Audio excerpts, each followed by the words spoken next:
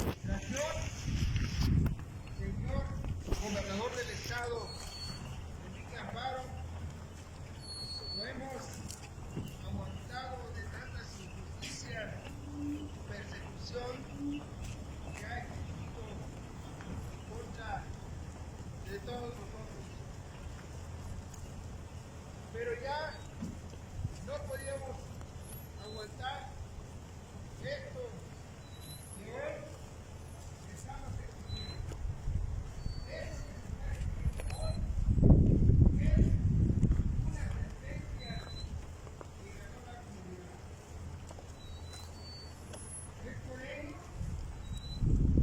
a ver que no hay avance, desde aquí exigimos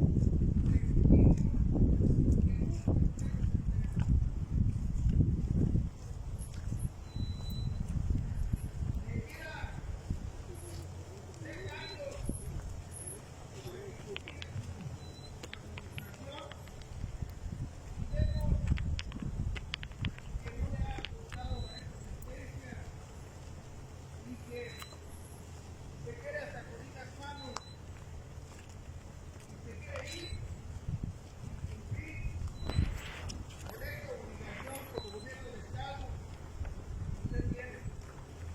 Debe de tener un poco de